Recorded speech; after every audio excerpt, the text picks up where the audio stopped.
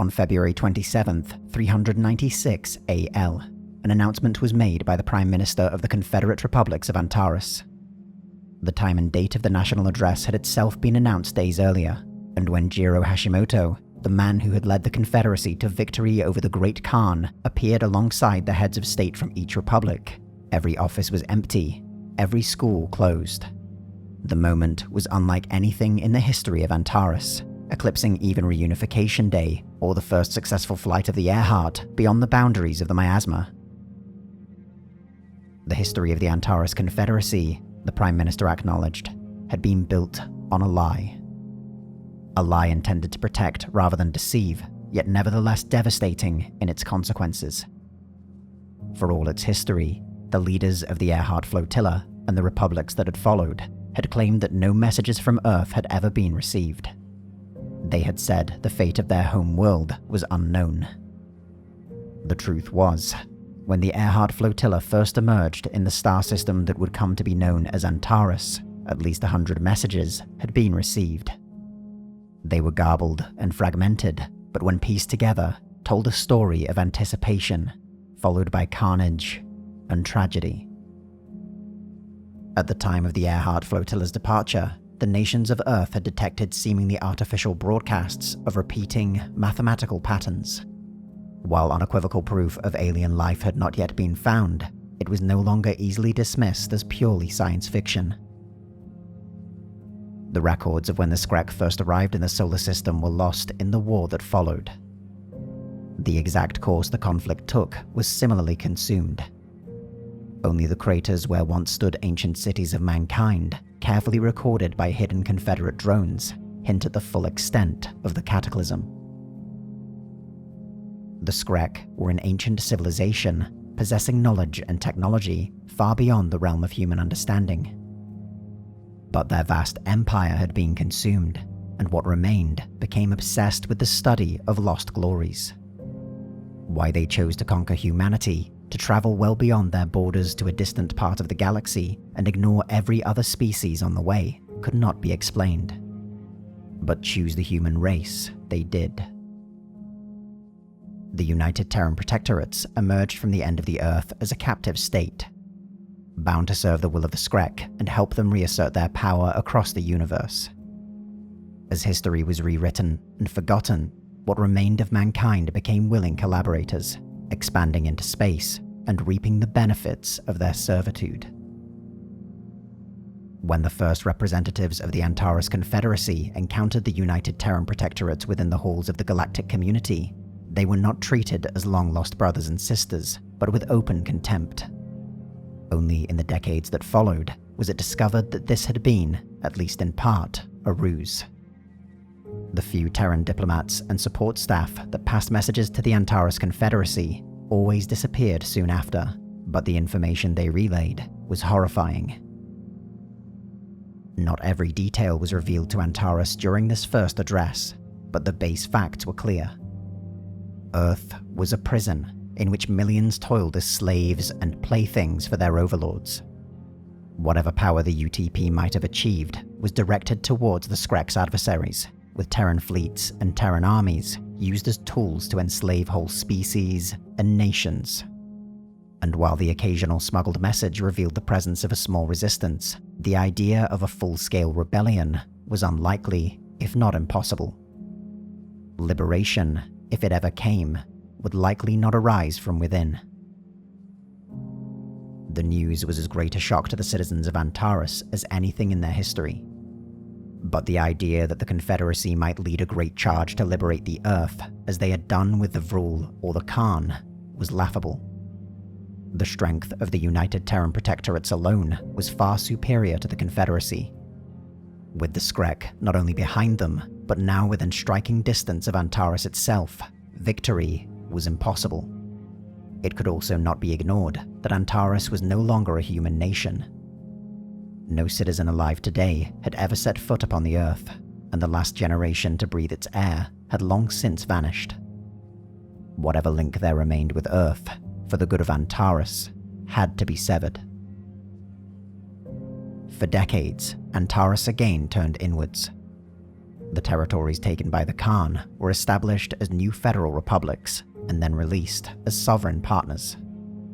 Centers of science and discovery flourished, bringing to the nation new insights into artificial intelligence, robotics, and even the means to travel through long dormant gateways constructed by a civilization long since extinct.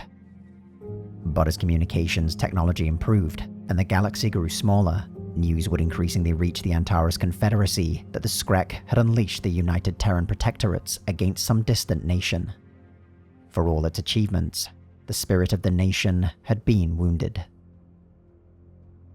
The genocide enacted against the Thymodian Republic in 417 was like nothing that had come before. Their armies beaten and fleets shattered, the Skrek had deployed a weapon of colossal power against one of their helpless worlds. The entire planet was encased in a shield of impenetrable energy, its inhabitants doomed to be toyed with like ants by bored Skrek nobles. This display of power was perhaps meant to awe the galaxy into submission, to show what fate awaited any who might resist. And it worked.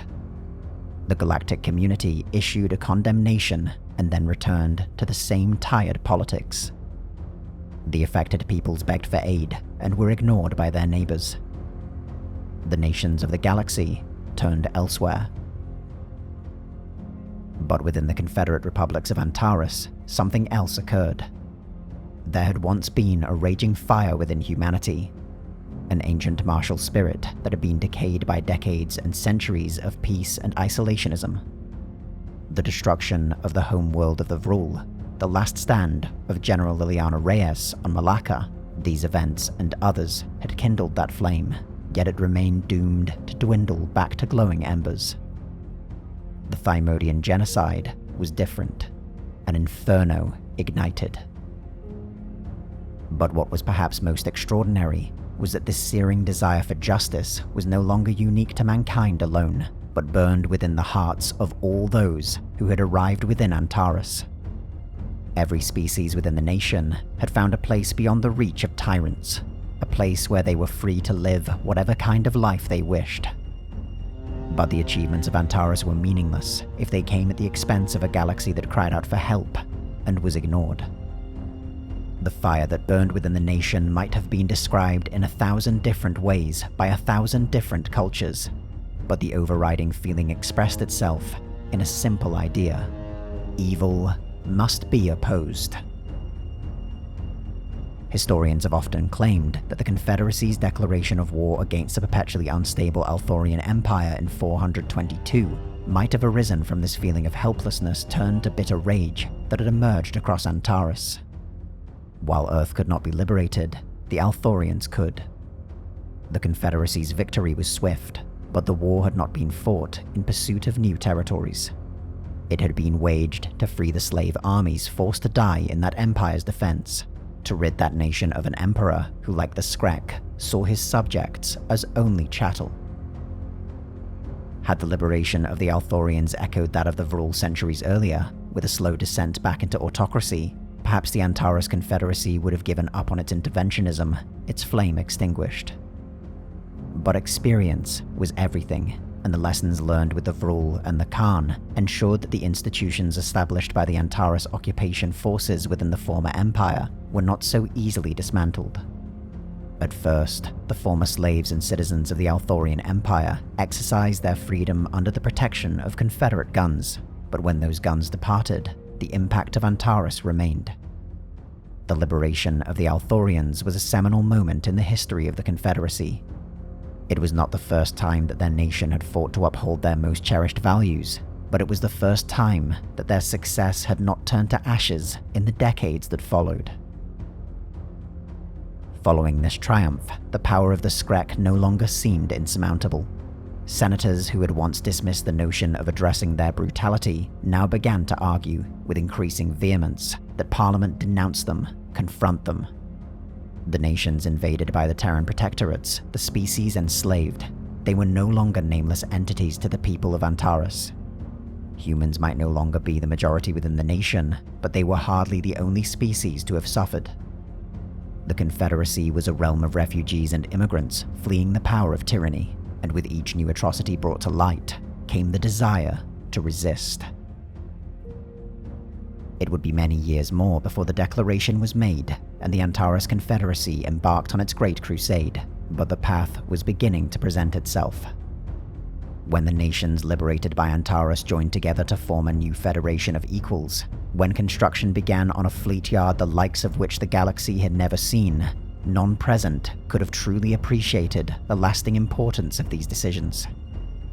Whether the officials at the time recognized the true meaning behind their actions, Antares was beginning to arm itself for a seemingly inevitable confrontation. There had once been a statue located in the harbor of one of Earth's great cities. At the time of its construction, it was described as the new Colossus, and a sonnet of the same name was inscribed at its base.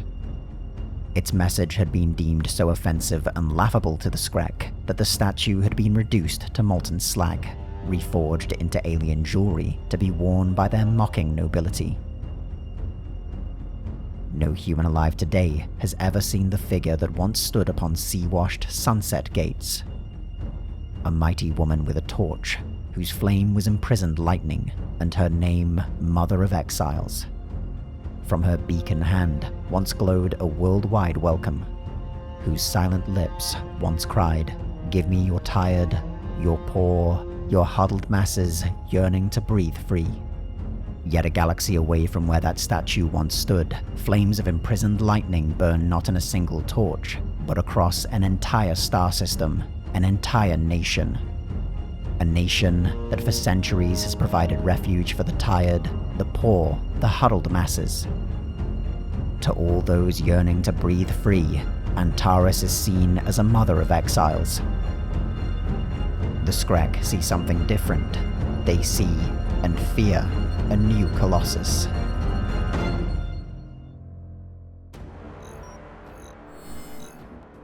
In Stellaris Invicta, the Templin Institute guides the Antares Confederacy into an uncertain future, one you can influence. Every Saturday, we'll live stream our progress on our Twitch channel, and our viewers and patrons will have the opportunity to vote on decisions and shape the history of the galaxy. If you missed the live stream, you can catch up on what happened when the stream was published the next day to the Templin Archives channel.